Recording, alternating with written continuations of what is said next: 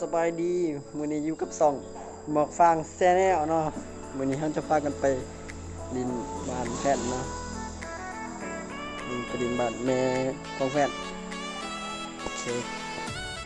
ไปกันเลย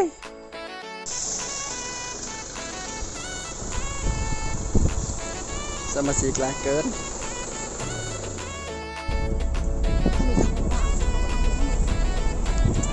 ปลูกไปปลาแก้ด้วยสปาเกตตี้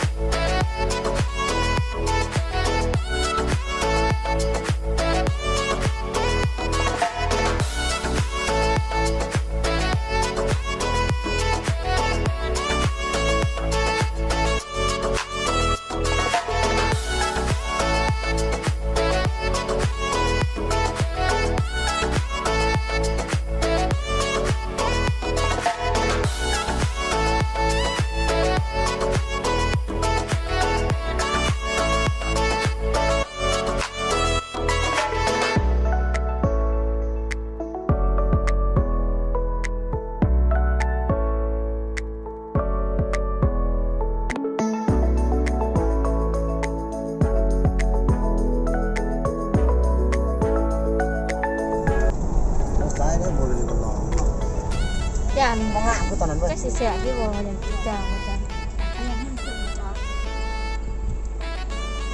ก็เส้นมาก็พอที่ทอดมาสัก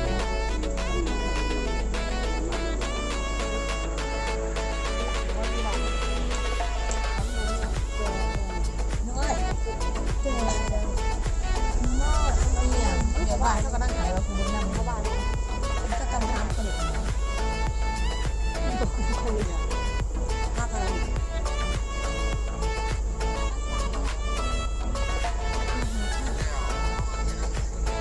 เขาก็ซื้อแล้วมาซื้อเอารถนะเลือกรุ่นที่อะไรอย่าง ไปเขาไหวแล้ววันนี้ไปดูมือกินข้าวเบียร์สิ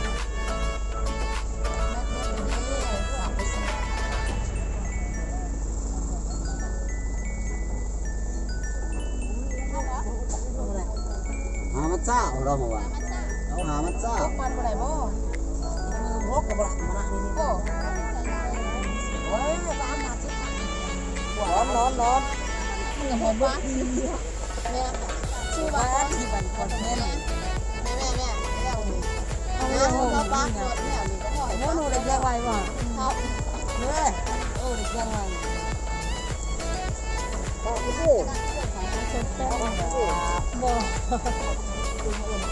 บ่พากบ่จะพากนิดเดียว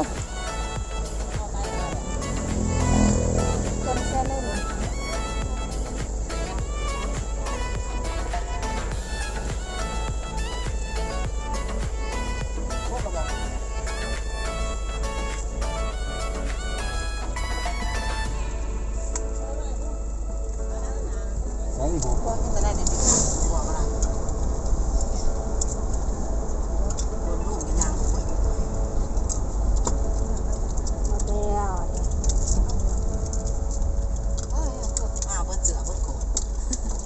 มาวันตะกุนยา นี่รถมัน มาเป็นทุกคนวิว อ้าวตัวลูกมึงแม่ ลงกินดาววะมาให้ก็ได้ดังอยู่มือ เอาปากอัดปากอัดคอเลยเด้อ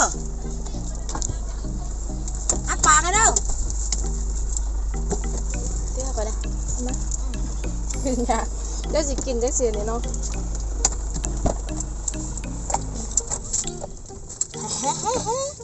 ถึงแล้วเหรออ้าว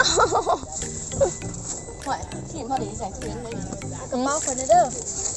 บันเดี๋ยวจะไปบอกให้น้องบ้านทันแหละไปกระเป๋าจ้ะนั่นแหละจะคล้องโทรศัพท์นี่อ่ะจะเอาจะเปลี่ยนชื่อเรื่องนะยุทธ โอเคหอดแล้วเอาเป็นว่ามันเสร็จเนาะต้องไปเลิกกัน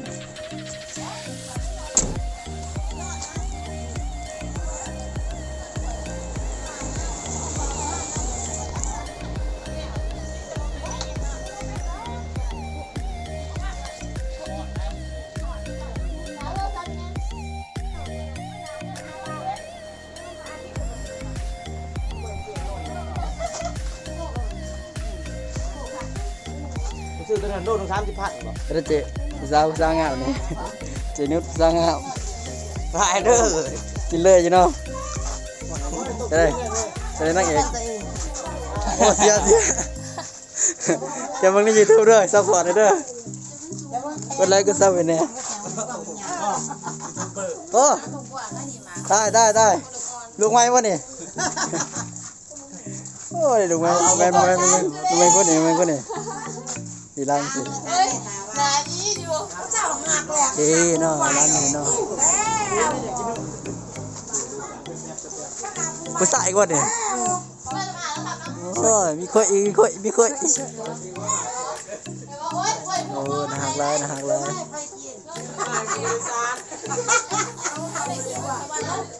คนเต็มฉีบเลย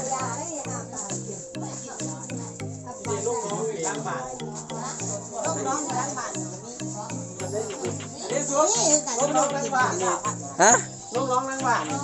ไปดิ มาสิได้กี่ใหม่นุ่งสลิปโตนแล้วนะ พี่แบบบัวกินหมังอ่อนมัน ไปดิแบบ ที่เลือกกับผมก็ได้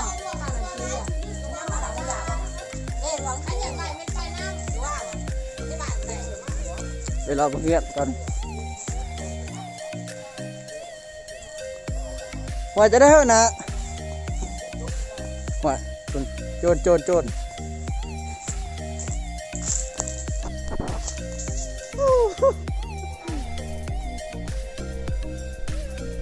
นี่อยู่วะล่ะ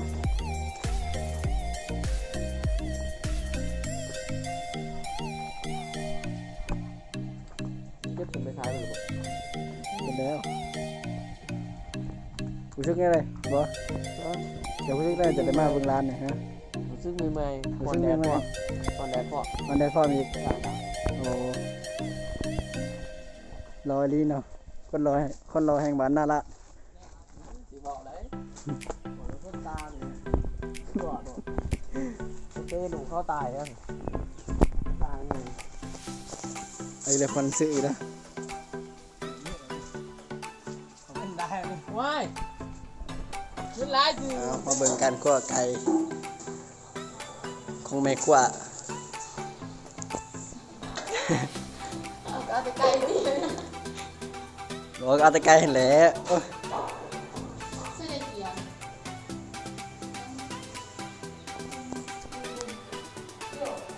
ว่ามต้มน้ำหน่อยเนาะเพื่อนไม่ปวดต่ออ้าวขั้วแล้วเอาเบิ่งพี่น้อง นี่ใครก็กลัวเป็นเห็นไรเป็ดไก่ ข้างตาซื่อ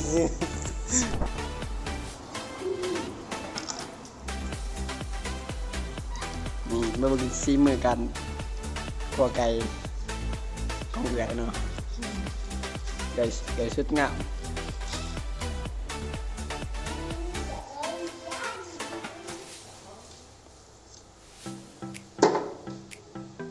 ข้าวกวางสิเนาะแบบปาดใส่เนาะ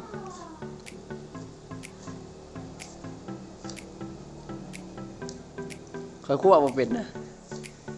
เฮ็ดแต่หมูข่อยมันเป็นลักไก่ลักเป็ดเขาลักแต่ไปคั่วกินในป่า ถ้าก็ไปลักไก่ลักเป็ดเขาเลยไปลักกินอยู่ในป่าอยู่ในห้วยแค่หวยแค่หงโหดเกินแค่ขาดจังหน่อยเนาะม.1 ม.2 เป็ดไก่เขาอยู่แถวบันบุญเป็นหลักเอาเวิร์ดถามว่าคนบันบุญว่างอยู่นี่ จริงๆกูว่าพอคอยเราไปรักเป็ดรักไก่ซึ่งแถวบันบุญนะโดนเนี่ย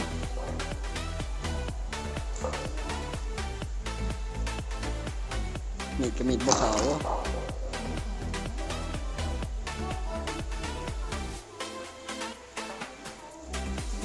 เอาเห็ด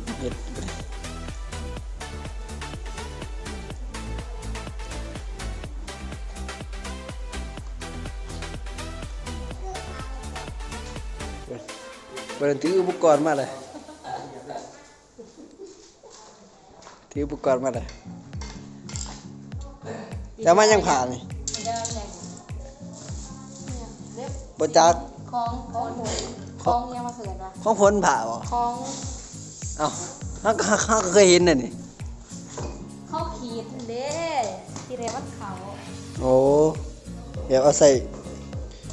ฝนเนาะ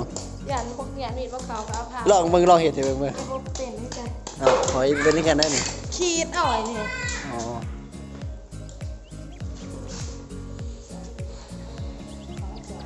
อ๋อไปเบิ่งตอนมันสุกเลยซะสุกแล้วบ่สุกแล้วบ่ชิมแน่ชิมแน่โอ้ตำสมมันนี่ จ้าจ้า ฮะบอกไว้บอกไว้ จ้า ฮะเด็ดบึงอากินอยู่ข้างหน้าเลิกกินเด้อ บ่มากินนี่ซุปแล้วนี่ ก็ได้แล้วทุกคนก่อนหนึ่งมันก็จุกก่อนหนึ่งมันก็จุกเบียร์ด้วย บ่มีแจวก็เลย ตั้งมาพูด แซ่บบ่โลกินเป็นตาแซ่บเนี่ยโลแฮมเบอร์ เจอเอาข้าวเลยเอาดีกว่า อู้ไปเลยโอ้กินเถื่อใจก็แซ่บปลาโธ่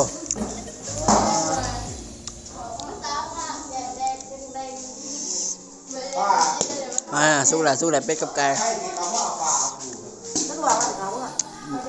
จะไหนกินจะไหนกับอันนี้ทำมากินอันนี้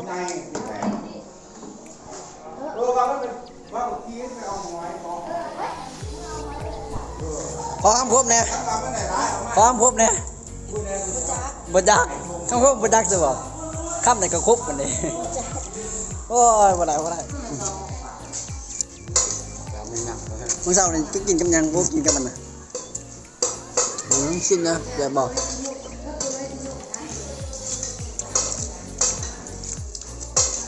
ยังวันนี้ว่าโอ้น่ะมันบอก